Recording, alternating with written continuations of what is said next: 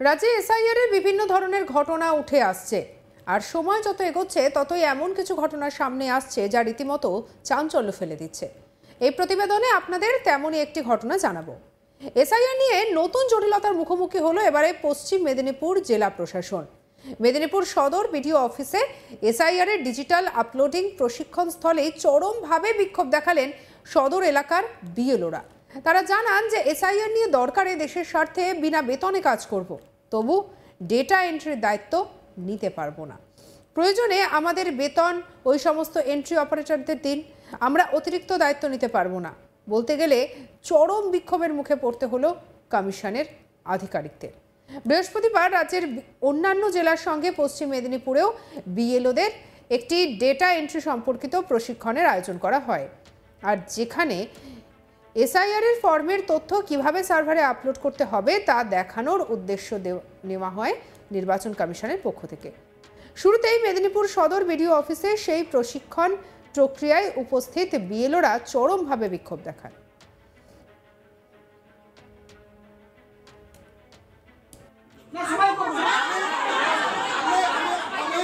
আমি legally step নেব যা হওয়ার হবে।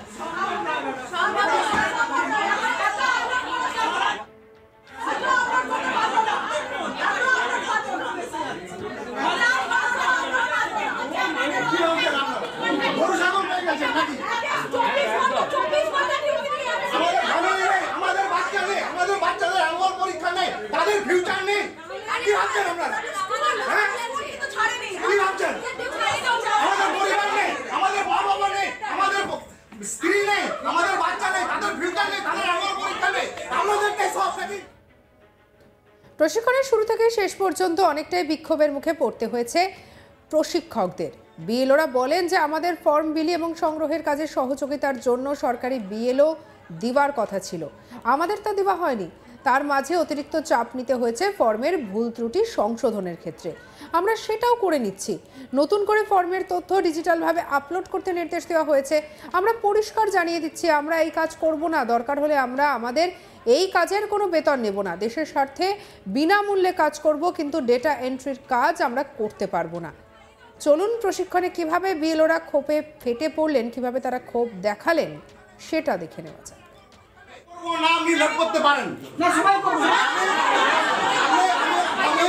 আমি লিগ্যালি স্টেপ নেব যা হওয়ার হবে।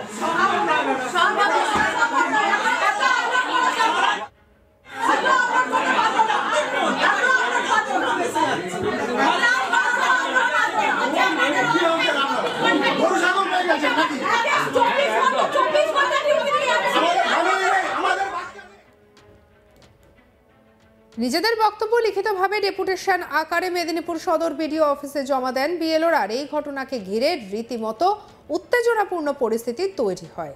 কি বলছেন বিএলও সৌমেন বেদ এবং বিএলও বিনীতা সাউ, শোনাবো পরপর। এসআইআর এর ফর্ম ডিস্ট্রিবিউশন শুরু হওয়ার কথা ছিল, আমরা 4ই নভেম্বর থেকেই শুরু করেছিলাম। আপনারা আপনাদের সংবাদ মাধ্যমে সেটা তুলে ধরেছেন। তো আমরা আশা করব এটা 4ই ডিসেম্বর শেষ হওয়ার কথা। এই 4ই ডিসেম্বরের মধ্যে এই অমানবিক পরিশ্রম, তারপরে যখন আমাদের প্রথমত ট্রেনিং হয়েছিল সেই ট্রেনিংয়ে যেরকম বলা হয়েছিল, তারপরে আবার ইলেকশন কমিশনের যে নির্দেশিকা আসে সেখানে আবার কিছু ত্রুটি বিচ্যুতি দেখা যায়। তো সেক্ষেত্রে আবার যখন যারা ফর্ম ফিল আপ করে ফেলছেন তাদের ক্ষেত্রে কি হচ্ছে, ভুলভ্রান্তি থেকে যাচ্ছে। একটু আগেই বললেন আমাদের বিএলও সাহেব বললেন যে পরবর্তী ক্ষেত্রে যদি ভুলভ্রান্তি থেকে যায়, যখন আমরা এর পরে যাব তো আমাদেরকে মার খেতে হবে। তো আমরা আজকে যে ট্রেনিংটা ছিল মূলত ডাটা এন্ট্রি করার ক্ষেত্রে ট্রেনিংটা ছিল। আমরা পরিষ্কার জানিয়ে দিয়েছি যে আমরা ডাটা এন্ট্রিটা করতে পারবো না। আমরা বিডিও ম্যাডামের কাছেও জানিয়েছি যে ডাটা এন্ট্রিটা আমাদের পক্ষে করা সম্ভব নয়, আপনারা ডাটা এন্ট্রি অপারেটর দিন। আমরা যথাসম্ভব আমরা যেমনভাবে এখানে সহযোগিতা করছি দেশের স্বার্থে, দশের স্বার্থে, দেশের কাজে আমরা নেমে পড়েছি। যখন আমরা ফর্ম দিয়েছি, ফর্ম দিতে যে সময়টা লেগেছে, ফর্মটা তুলতে আমাদের আরো সময়টা বেশি লাগবে। কেন না, ফর্মটা আমাদেরকে রেকটিফিকেশন ঠিকঠাক করতে হবে। ফর্মটা রেকটিফিকেশন যদি আমরা ঠিকঠাক না করে তুলতে পারি তাহলে তার দায়ভার কিন্তু আবার আমাদের উপরে এসেই পড়বে। তো ফর্মটা ডিস্ট্রিবিউশন যত দ্রুত করা গেছে তার থেকেও অর্ধেক সময়, মানে আরো সময়টা আরো বেশি লেগে যাবে আমাদের ফর্মটা কালেকশন করতে। কারণ আমাদেরকে রেকটিফিকেশন করতেই হবে। যদি একটা ভুল লেগে যায় তার দায়ভার আমাদের ঘাড়ে এসে পড়বে। তো সেক্ষেত্রে এই সময়টা আরো বেশি লাগবে। তার উপরে ওটা এখনো শেষ হয়নি, তার সঙ্গে সঙ্গে আবার একটা নির্দেশিকা যে ডাটা এন্ট্রিটা আমাদেরকে করতে হবে। আমরা পরিষ্কারভাবে জানিয়ে দিয়েছি যে আমরা ডাটা এন্ট্রি আমরা করতে পারবো না, আপনারা ডাটা এন্ট্রি জন্য লোক রাখুন।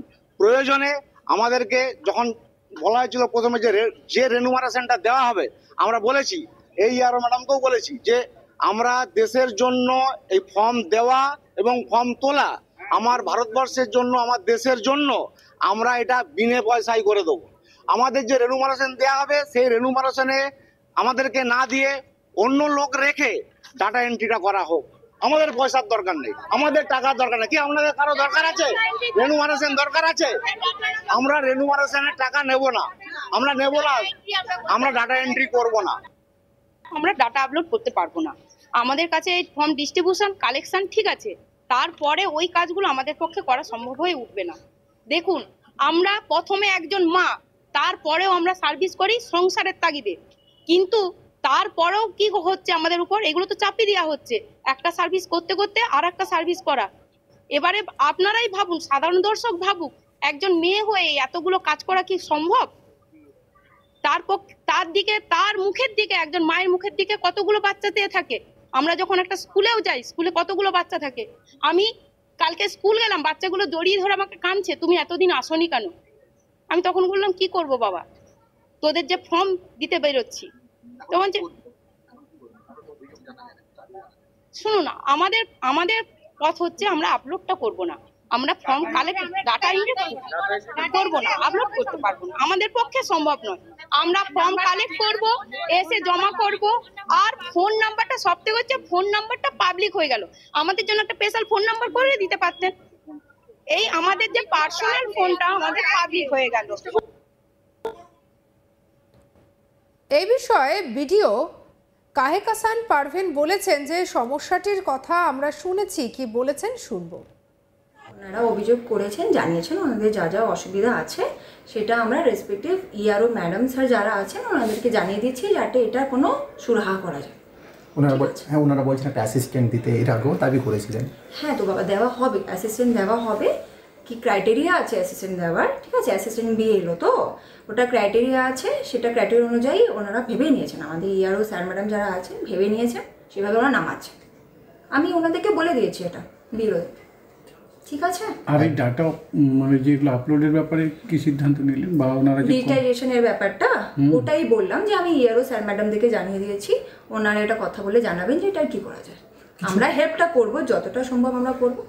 কিছু মহিলার অভিযোগ আছে তাদের পার্সোনাল নাম্বার পাবলিসিটি হয়ে যাচ্ছে মেয়ের জন্য, বিয়ের জন্য, এ ব্যাপারে কিছু পার্সোনাল নাম্বার পাবলিসিটি হয়ে যাচ্ছে কেন কি, এটা হয়তো পাবলিকলি অ্যাভেলেবেল আছে। তো আপনারা জানেন যে বিএলওর নাম্বার তো এখন সাইটে পাওয়া যায়, তো ওখান থেকে অ্যাক্সেস করতে পারছে, এটাই হবে।